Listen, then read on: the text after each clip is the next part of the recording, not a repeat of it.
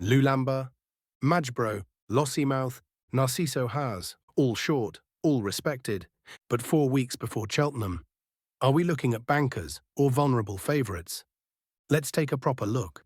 4 weeks out from the Cheltenham Festival, the markets start to harden.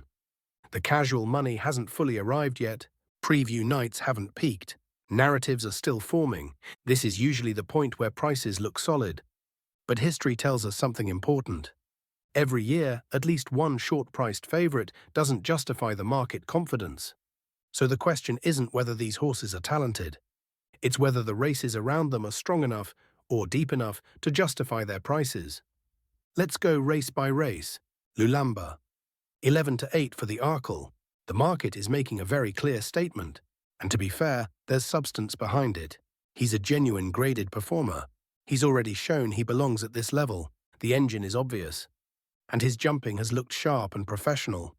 There's also a strong argument that stamina could come into play in a strongly run Arkle. And that might actually suit him. If they go hard early and it turns into a proper test from the second last to the line, you could see him grinding it out up the hill. So the positives are real, but this is Cheltenham, and his previous festival run does matter. Last year in the Triumph, he was beaten by Poniros, a 100-1 debutant on the day. Juveniles can improve massively from 4 to 5. Context matters, but festival pressure is different. We've seen very good horses come unstuck there before. Was that simply a developmental blip, or does it leave even the slightest doubt about how bomb-proof he is on the big stage? And then there's the speed angle. An Arkle over 2 miles is not just about stamina, it's about pace and class at a high tempo. If a horse like Copec de Bordes turns up, even off just one run, he's genuinely top draw. Does Lulamba have the raw speed to go with him when it matters? At 11-8, you're assuming he does. You're assuming he's the best novice in the race, not just the most solid one. He absolutely deserves to be favourite. But does he deserve to be that short in a race that can expose even very good horses? That's the real question. Now Majborough, 6-4 for the champion chase. That's serious respect. And again, there are strong reasons for it. His performance at the Dublin Racing Festival was exceptional. The pace he travelled at, the authority of the win, the way he put the race to bed. That looked championship level. His festival record is strong as well. He won the Triumph. He handled the occasion. He handled the track. And last year in the Arkle, he was beaten just a length, in a race where his jumping let him down at key moments.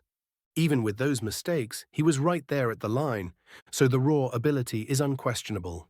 But jumping in a champion chase isn't something you can be slightly fragile at. Yes, he looked much more assured last time out. Yes, the technique appeared tighter. But can we call him bomb-proof off that one performance? Champion 2-mile chases at Cheltenham are relentless. There's no breathing space. One mistake at the wrong time, and the race can be gone. And then there's the ground. There's an argument that heavier ground helps him. It slows the pace just enough. It gives him a fraction more time at his fences. Cheltenham drains incredibly well. Heavy ground at the festival can happen, but it's uncommon. If it turns up good to soft, or even good in places, does that increase the pressure on his jumping again? None of this takes away from his class. He could absolutely be the best horse in the race. But at 6-4, you're backing him to deliver a near-flawless round in one of the fastest-run races of the week.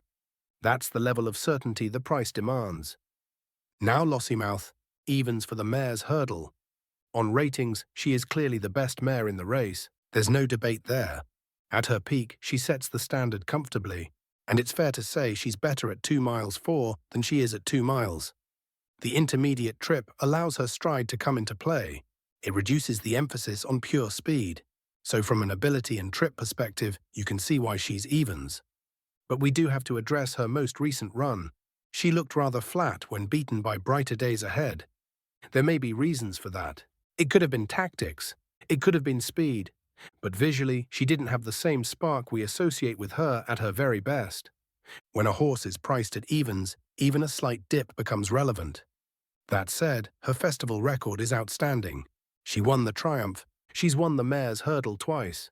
She handles Cheltenham. She handles the hill. She handles the occasion. That matters. So you're balancing a mare with exceptional festival credentials and the highest rating in the field. against a recent performance that wasn't quite as authoritative as usual. Is that simply a blip before peaking in March? Or is the division closer than the market suggests? That's the tension at evens. And finally, Narciso Has. 5-4 for the triumph. His performances at Christmas and at the Dublin Racing Festival made him the clear standout in the juvenile division. The improvement from his Irish debut, when he finished second to Mange 2, has been dramatic. Since then, he's looked like a monster from race to race. More powerful, more composed, more dominant. There's even a historical parallel. Vauban was beaten by Pied Piper earlier in the season, but by the time the triumph arrived, he had improved past him and won decisively. Juveniles can take huge steps forward quickly, and Narciso has that upward profile, but at the Dublin Racing Festival, Selma de Very finished 4 lengths behind him. On paper, that looks clear, but she was given a quiet ride by Paul Townend on her Irish debut. There was no all-out push, just education in top company. And that profile is interesting, because it's similar to Majborough's. Majborough finished 3rd at the Dublin Racing Festival on Irish debut, before going on to win the triumph at Cheltenham. We've seen that pattern before, a learning run, then a peak in March. So the question isn't whether Narciso Has is the most accomplished juvenile right now. He clearly is. The question is whether his improvement is already fully reflected in the market, or whether Selma de Very, or another rival, still has a bigger step to take. At 5-4 in a triumph, you're backing today's evidence, but juveniles rarely stand still for 4 weeks. So here's the wider point. At 11-8, 6-4, evens, 5-4, you're backing certainty in a sport that rarely offers it. All 4 have strong cases, all 4 deserve respect. But 4 weeks out, prices reflect reputation and narrative as much as final proof. So I'm curious, which of these 4 looks the most solid to you? And which one are you least convinced by? Let me know in the comments. And if you're following the build-up to Cheltenham, subscribe. We'll keep analysing the festival race by race as the countdown continues. Cheltenham is coming. Let's see which of these favourites truly deserve their price.